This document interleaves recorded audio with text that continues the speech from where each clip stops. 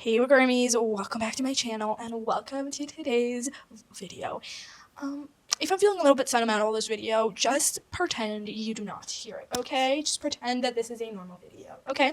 Now, let's get started with our November wrap-up. So crazy to think that November is finished and we're just in December, the last month of the year. No, we're done. After we finish November, we're gone. There ain't nothing else to think about, which is insane to think about. So let's get started before I get way too sentimental about this. And let's start with our first book, which is Calabasas. Now this book I've been putting off for literally since it came out. I was so excited when it came out, but I was like, I don't feel like I'm in the mood. I felt like I was in a little bit of a reading slump, and I was like, I don't think I'm going to enjoy it. So I kept putting it off, and then I finally decided, no, Romy, we are reading it. If you hate it, then you hate it. It's totally okay. And I rated it, and I gave it 4.5 stars. It was such a good book. I love R.F. Kuang's writing, and I love her storytelling. It is so fun and so good. I've read the Heart Poppy War trilogy and the Yellowface book. Now, just for your information, Poppy War super duper dark. Right, I had so many dark things about it, so many dark matters, and everybody's like, proceed with caution when you read it. I got through like that main part where people are like, oh my god, this is insane, which it is. It's like something that happens. I don't want to tell you guys because I feel like it's a spoiler, and you just have to get through it. Just know it's dark. And then, but it was so good after it. I was scared that I was gonna get like nightmares or I don't know what from it, but I enjoyed it so much. It was such a good series. And afterwards, I heard about her Yellowface book, and I was like, yes, I have to read that. And it's about an author, and it's also dark, and like you go into her headspace, and like it's this whole thing. But it was so fun.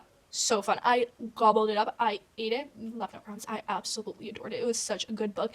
Like she talks sometimes about these controversial things, or she makes it very dark. She doesn't stray away from the topics. No, she's like, okay, you want to know about it? We're gonna talk about it then. We're not gonna stray away from it, which I absolutely love. And the writing's so descriptive, but also so fun and action packed. And Calabasas was no different. It was such a good book, and I feel like I don't know, does R.F. Kuang have any other books? Because honestly, I would read more of hers. I really enjoy her writing. I really enjoy her type, her style, what she writes about. It's so fun, and I would honestly read much more of hers. Like honestly, really enjoyed it. Let me now quickly check if she has written any other books, because I want more R.F. Kuang books because they are so good.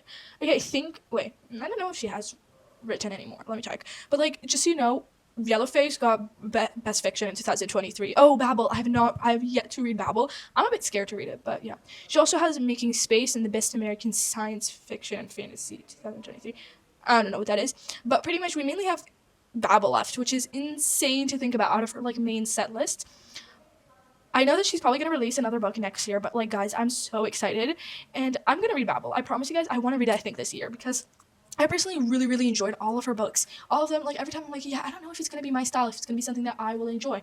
I read it and I'm like, yes, queen, give me like 20 more of those, like, yes. So I'm gonna probably enjoy it. So I'm just holding off on it. So guys, if you've been holding off on that one book that you've heard so much about and you're like, yeah, no, but maybe I'm not in the mood for it. Sometimes you have to take a leap and try it. Maybe you'll hate it, and that's totally okay. And maybe you just are not in the mood for it, and you can always stop DNF it and come back to it. I know that a lot of times stop DNF and never come back to those books. I'm going to. Maybe one day I'll make a video going back to my DNFs and maybe trying them. Maybe some soft DNFs. Just like no, it was like this book, same author of Beartown, but it's not Beartown. It's by a dude. I forgot the name of the book, okay? But I want to read it, and I soft DNF'd it because I wasn't in the mood for it, but I feel like this year I could really enjoy it. So, that's something to think about. Next, I read Beg Bar Steal, which is part of a standalone, no, like a interconnected romance series, and I absolutely love Sarah Adams' writing. It's so fun, easy, quick, but also interesting, and like it has those darker topics. It's not a fluffy romance, but it's a fun romance, and I always love the couples, and I always love seeing the other couples. I love Amelia Rose. She's the main girl in the first book of this series, so I extremely recommend you guys read it. The first book is One in Rome. That's the second book. The first one is something else. I don't remember the name, but I have both of them in Hebrew. So, there's that. I totally think you guys should read it. Those are super fun. This one I rated 4.5 stars. It was such a fun read. It's such a easy one, but it was also so good. I read it in one day. Insane to think about, but read it in one day. It was I loved it so much, and I totally recommend you guys read it. Next, I had a 3-star, which is Hazelthorn. I heard some good things about it, but I don't think it's my style. And it's totally fine. Maybe it's your guys's, but to me, I couldn't see where I was not getting it. I was like, I can't seem to enjoy this. Like, I love thrillers, I love mysteries, I love poison aspects, but this one just didn't hit. This one just there, like, I was like, why are you here? I don't know, but not for me. Not for me at all. Like, maybe in another lifetime I could have enjoyed it, but in this lifetime, not really my style. But I would recommend you guys try it. It has an interesting aspect to it, and it's an interesting premise. Let me talk to you guys a bit about it, because you might be like, girl, what is it about? You're not telling us anything except for, like, it's a mystery. But it's been pretty popular on the internet, specifically the author C.J. Drews. He has another C.G. Drews, he has another one and everything. Okay, so pretty much this is about Evander Keen. He was part of the, it's set in the Hazel Norton estate, okay, and he was taken by his billionaire guardian Byron Lennox Hall when he was a child, and he was given 3 rules. He can never leave the estate, he can never go into the gardens, and most importantly, he can never be left alone with his grandson known as Laurie, okay, and it has been set in place since Laurie tried to kill Evander 7 years ago, but Evander's still obsessed with him. He's like, why are you here? I want to know about you, right? So, but then suddenly Byron dies, right?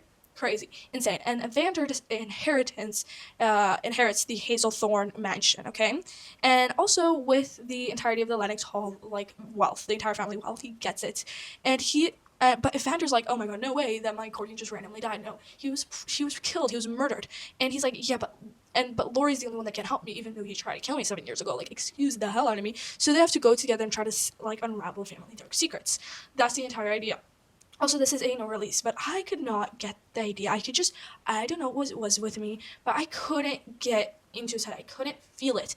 But like a lot of people, it's very in your head, but I feel like I just couldn't really get into it. I couldn't really feel it. So didn't really enjoy it. Didn't rate it. I only rated it 3 stars. Then I read Lights Out. This one, I've seen so many things, and guess who pretty much got me to try it was Lyra Reads. I don't know what's with her in getting me to read a lot of books, but she got me to read this one. After watching so many of her videos, I was like, yes, I need to read this. And it's like it's kind of like Butcher and Blackbird in the aspect that it's like a dark romance, but it's also like rom-com-y. It's funny, it's comedic. It's not dark. It's fun. Okay, right? There are dark aspects to it because it's a dark romance. It's not a light romance. It's not a sunshines and rainbow romance, but it is still dark. So just because I say it's comedic and rom-com-y does not mean that there's no dark aspects to it. I really enjoyed this one. I give this one a 4 stars. It's an interesting aspect, and I love Josh, the main male character. He was so funny, and it's a funny book. It's not something you should take seriously. It's not something you should criticize. It's a book that you could go into and know that you could enjoy and have the time of your life, but it might not be the most profound book you've ever read. Might be one with crazy aspects to it, but it's going to be fun. It's going to be fun. That I can guarantee for you, right?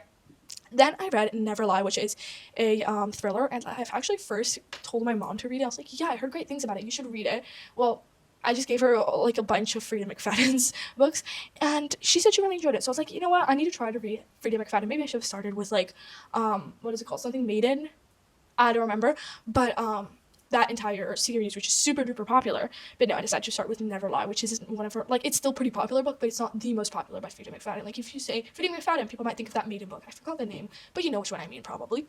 Now, Never Lie, I give it 4 stars. It was such an interesting book, and I loved the idea and the plot, and it was so fun. Obviously, sometimes I did want to strangle this one character. It wasn't the main one, but it was a different one. I was like, but like, girl, excuse me, get out. But, you know, I really enjoyed it. I really liked the idea of the book, and I just really enjoy thrillers a lot of times, as long as they're interesting and fun and can hold my attention, which is the main aspect. Obviously, it needs to be a bit scary. I need to be scared of it, which is why this one wasn't rated higher. I didn't feel super duper scared in the book, but it did have an eerie feeling to it. But it's just like, I like ones with like time things, when you know that something's about to happen. It's like a ticking bomb about to happen. Like, I love those kinds. Next, I read Grim and Oro. This one has been out for not that long, but like a while, and I was also putting it off. It's not that I knew that I wouldn't like it, it's because I was just like, yeah, I'm not in the mood for it, but I decided, like, you know what, let's just read it, because I've heard some stuff about it, and you know, the next book is coming out, or the end of this year, or next year, pretty sure this year. She also has another book releasing, or has been released, Starside, which is like a totally new series, but there's the next book to this series, which is coming out pretty soon, and I was like, yeah, I need to read that one so I can catch up, because this was the book that I was missing. I don't think this is a must read, but it does give you background, because okay, let me explain. I'm going all over the place, but pretty much the main series follows this girl, right? But she has 2 love interests. This is a love triangle series. You should know that right away going into it. If you hate love triangles, I would recommend skipping it, because we still don't know who she ends up with. I have my team, other people have their team. And this book supposedly helps you decide or move teams, how the author said. She said, like, in this book, if you're Team Grimm, you're going to move to Team Oro. If you're Team Oro, you might move to Team Grimm, right? I was Team Grimm before. I'm still Team Grimm. Now, when you're reading this book, half of it is Team Grimm's book. Half of it is Grimm's story, and it's from the start, and it like goes through how he met the main character and his thoughts and everything like that. Then Oro's side is him as a child, and then going into his later where he meets the girl and, you know, gets through everything. So it's like, you might see some things you saw in the previous books, but it also goes through their childhood. You see inside their head, because mainly we're just following the main character. We're not following them. They're just there, right? Now, I really enjoyed it, but the thing is that I was really, like, I first read Grimm's POV, and I really, really enjoyed it. And afterwards, I went into Oro, and I was like, what am I doing here? Again, remind me, why am I reading about him? I didn't, like, if you're really, really set on one team, you might not enjoy the other POV, and it's the other half of the book, so, you know, you're still reading it. But I read it, but I didn't enjoy it as much. I enjoyed Grimm's POV more. I felt like Oro was more of a sob story, and I didn't really care enough for it. No offense for anybody who's Team Oro, but I'm Team Grimm. Anyways, next I read Saving Noah. This one, same again. You see a lot of times throughout this past year, and you might see me like, yeah, I wanted to read it because I saw Larry Reed's read it. Same idea here with Saving Noah. Same idea. I don't know how it happens, but it happens every single time. I feel like I should just read everything she reads, you know? Just like take one of her videos, which could be a fun idea. I take one of her videos that she's a reading vlog, and then I read the books she does when she. You get the idea, I hope. Anyways, Saving Noah. This one is a darker one, and this one is very controversial. It's very, like, because it takes a hard topic, but looks at it in a different way, because you look at this one topic, and you're right away, it's bad. And I'm not saying it's not. And first of all, if you know the topic of Saving Noah, I'm not saying it's good, okay? Right away, before anybody's, like, takes it out of context, it's like, thinks, okay, wow, so you think this should be allowed? No, I do not think so. That is, what happens in this book is not something good. But then she takes the approach in which she sees the story is very interesting. It's usually just, you see the POV of the victim, you don't see the POV of specifically the one that is accused and his family. So you're following the mom. It's a hard point of view to watch. It's hard to listen to the mom. She's like, obviously it's your son, but then it's at the same time, it's like, you know what he did. And, like, it goes into this whole thing. It has a whole spiral, and that's why I could only rate it 3.5 stars. I cannot rate it higher, because sometimes it annoyed me what the mom thought of something that were going on. I was just like, no, I can't rate it higher, because I physically don't feel like I could enjoy it more. Sometimes just the mother annoyed me. You do get a POV. The last one is your father. You also get a few sporadic POVs of the main boy. There's that, okay? You should know into this book, probably a lot of characters are going to annoy you. Probably a lot of them are going to get on your nerves. So if you're one that gets irritated very quickly, I recommend skipping this one, unless if you're ready to hate it with your whole guts. With that being said, let's move on to the next one. Next, I was like, I need something fluffy and easy, because after what happened in that book, I was like, yeah, I need something easy, fun, quick, you know, simple. And I decided to read Just One Favor. This one I read in pretty much one day. It was super quick, super fun, super easy. It didn't require me to think so much. It is the one thing. This one was who was this about? Let me remember, because I've read a lot of books with this specific type of trope, one that not a lot of people enjoy, which I'm pretty sure this one was an accidental pregnancy. So let me just check. I did rate it 3.5 stars, so I'm pretty sure in this one, was it that I hated the main guy, or no? Okay, I'm so confused, guys. I don't remember this book. Oh, okay, no, I enjoyed this book. I just don't remember. I just didn't really like something that they did. It just sometimes annoyed me, and they unnerved me, and I was like, yeah, oh, I remember this. This was a sweet book, and I enjoyed it. It was fun. But, you know, there's obviously sometimes in these books, there's always some kind of miscommunication or something that happens, and it can annoy you. It can get on your nerves. And I'm saying that, yes, it did get on my nerves sometimes. But I enjoyed it. It was a fun palate cleanser, and that's what I would say it was. It's not something proficient, something crazy, but it was a fun book, and that's what I would call it. Next, I read Fairy Tale. 3 stars. People say that it's, like, it's for acquired taste. It's for specific taste. If you're not into these types of books, you're not going to enjoy it. And I was like, yeah, I right away going into it, I was like, yeah, I'm probably not going to enjoy it, but I'm still going to give it a chance, because I've heard so much about it, and it's a pretty popular book. I got into it, and I was like, yeah, my instincts were right. This is not really for me. Sometimes I was enjoying it more than others, but my instincts were right. I was not there for a 5-star, you know, book. It was a fun overall, but it's like fantasy romance, like romantasy pretty much. It was fun while it lasted, but if probably by any other books by this author, if this is her main style that she goes by, this is not something new she's doing, I would probably not read it. That's just the main thing I will say. Right. So there's that.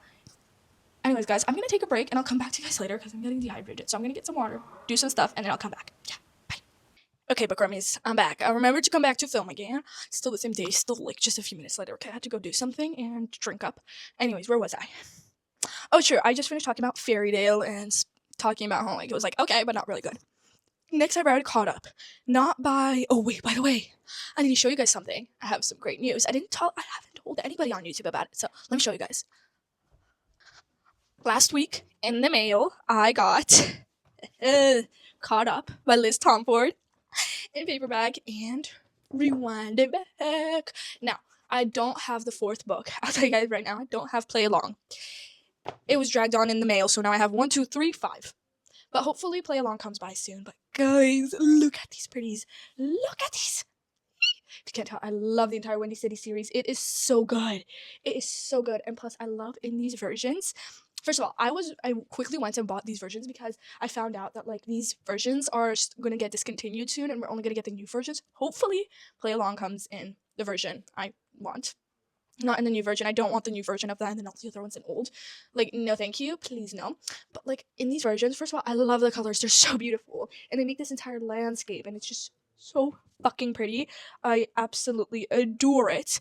And also, by the way, you probably can't see it because of the camera and its quality, but pretty much there's like in the background, also like in real life, you can't really see that much, but like pretty much on over the entire cover, you can see like it's mainly matte, but then in gloss you can see the name Rewind It Back, like copied and pasted all over the entire cover and the bag, and it looks so beautiful. Or actually, maybe in the back it doesn't say that.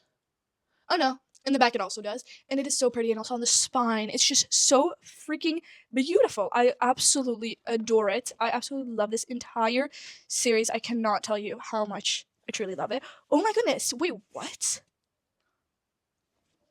Guys, I just noticed because I wasn't looking through the books yet, like when I got them, but in Rewind It Back, there's a sneak peek into the new book. The one where it's about Emmett Montgomery, who is like the father of the main female character in Caught Up, and between this other character, I forgot. Oh my goodness. You have got to be kidding me. That is so pretty. That is. Wait, let me look at the front. No freaking way. I swear I've never seen this. I swear, that is so pretty. Wait, let me check Caught Up. No, Caught Up is normal. I think it was just Rewind It Back. But Rewind It Back is so pretty. Wait, actually, I have to check the other two books, but I think it's just Rewind It Back that has this, and that is so pretty. I love the hat about it, and I love the playlist, and I love everything about it, if you can't tell. Anyway, so I got those two books. No, before I went off topic, let's go back to the topic. Now, I read Caught Up, not Caught Up by Liz Tomford, but a different Caught Up, which is the second book in the Lights Out series. Give me 1 second. Feeling much better. Let's continue. Pretty much. This is like the second book to the Lights Out series. I heard that this one wasn't as good as the first one, which is kind of sad because it is literally about Junior, and I loved, like, he was an interesting character for me in the first book, and I was like, yeah, I really want a book about him. But then everybody was like, no, it wasn't that good, and like it was so just not it. And I was like, no way, it can't be possible. And I decided to read it. I was like, yeah. I rated it at 3 stars. It's not like it was horrible, but it just wasn't the same. It was okay by normal standards. But honestly, if I tell you, like, the main parts that I really enjoyed was when Josh and Ellie were there from the first book. So, like, if this tells you anything, it's that it was an okay book, but, like, truthfully, I don't know. It wasn't a bad book by any means, but it's just, like, I enjoyed Lights Out much more. This was not as funny, and it's just not as much as a dark romance rom-com. So, that's something for you guys to be able to know. Next, I read Feathers So Vicious, and I rated this book 3 stars. Now, how do I say this without, saying it and maybe spoiling stuff? But this book, some things that the main male character, one of the main male characters, does to the female main character, I will never understand to any point in time. And then looking at his trauma and looking at what he went through, I get even less why he does it.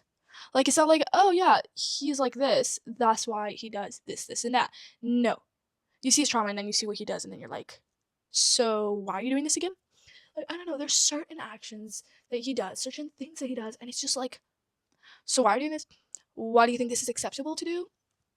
Like, I couldn't tell you why. And like, that's why it's a 3 stars. That's why I could not rate it any higher. It's like, and also this book is super duper spicy. It is fantasy romance, but it is extremely romance. It's extremely romance. Like, it has fantasy aspects and it's in a fantasy world, but it's extremely romance. Also, if you would go right now and onto Goodreads, and then like where you see, like, sometimes people will put like a tab under which type of book it is and all that. Like, wait, where is it? I don't know where I found it, but like everybody talks about it. Like, if you look at the 1-star reviews, people are like, the fuck is this guy doing? Okay, like, people are like, what is with this? Like, what is with this author specifically? Because I think other books by this author, she does that too, but like where they say that like the characters enjoy certain things when it is not something that should be normalized. It's not something you should think about and be like, yeah, that's fine.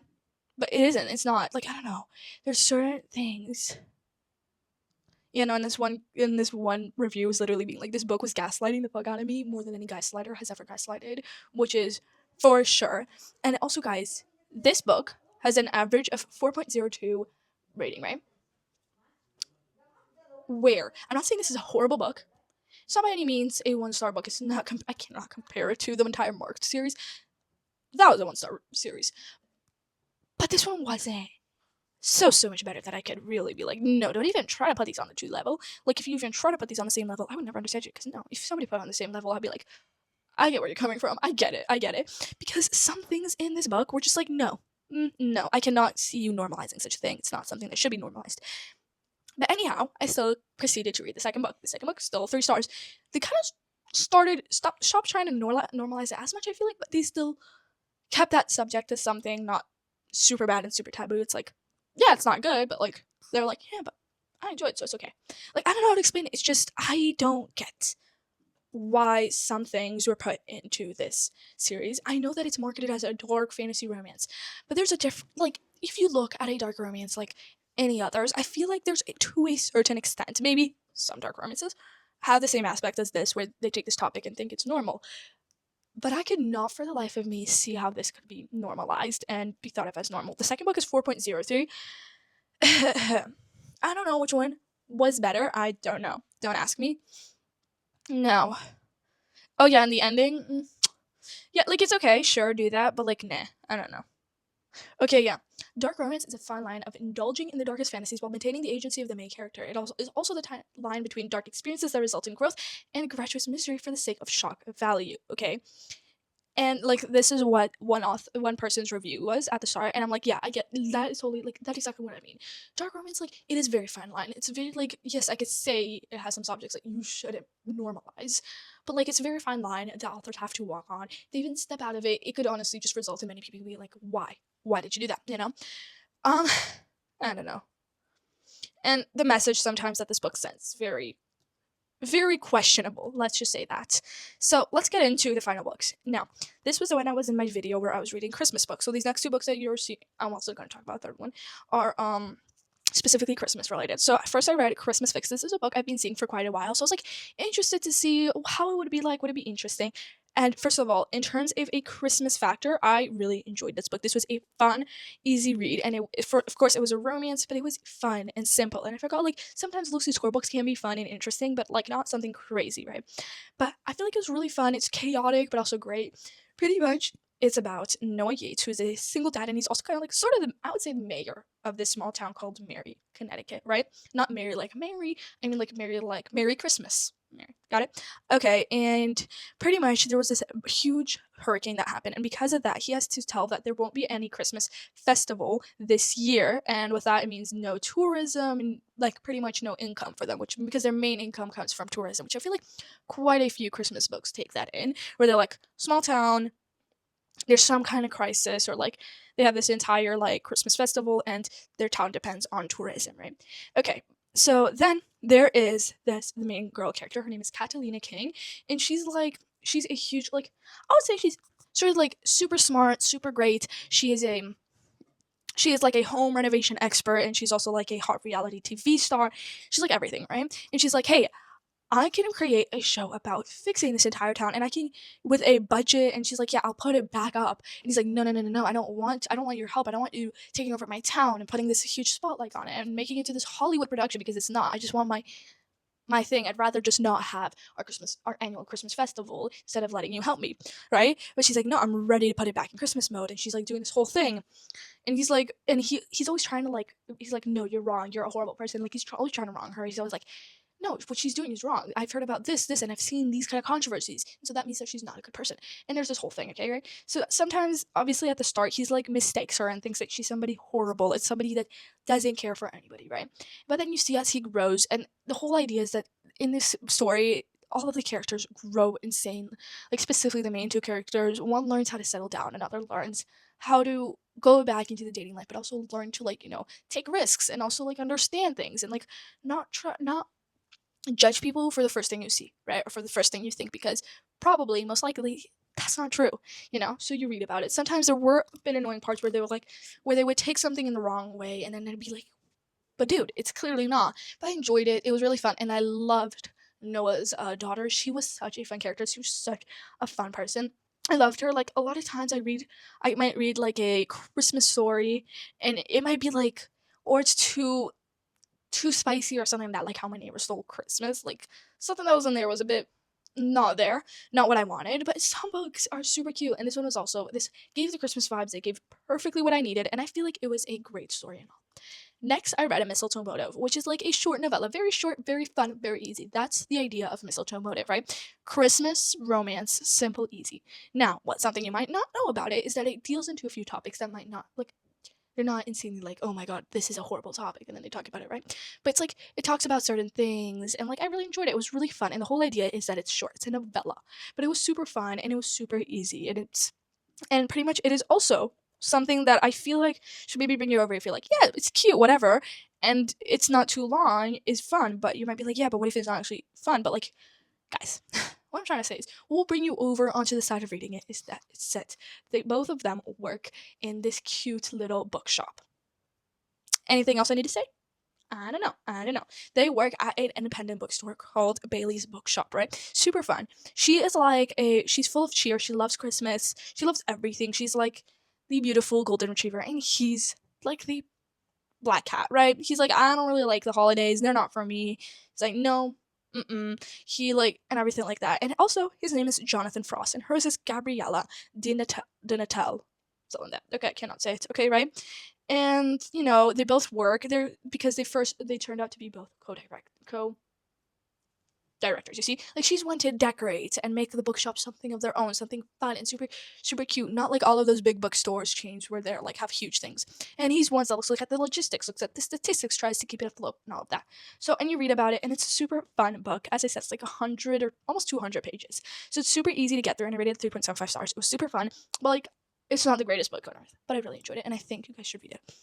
Now, let me talk about the book I'm currently reading. I don't know if, I think I'll count it towards my December challenge, but I don't know. Pretty much now I'm reading The Most Wonderful Crime of the Year. I'm not reading it anymore in the video, but it's fine.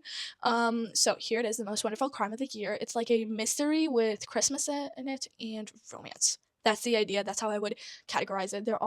Both of the main characters are authors, and then there's the person that goes missing. Not Elena. I forgot her name. Starts with E. She goes missing, and she's one of the greatest thriller authors ever known to mankind. And so you follow the entire plot. That's the idea. It's super fun, super easy, super quick. I feel like, well, not super duper quick, but I've been enjoying it. It's not the greatest, most profound book right now, and I'm not going crazy over it, but I think I'm enjoying it. And you know, there are sections that are really sweet with the characters. I'm like halfway through it. I'm hoping to finish it or tonight or tomorrow. So yeah, that's it. That's all I've had to talk to you guys about for my November wrap up. But I do want to talk about one last thing. For me, no. Anyways, guys, I hope you guys enjoyed today's video, and I'll see you guys next time. Bye.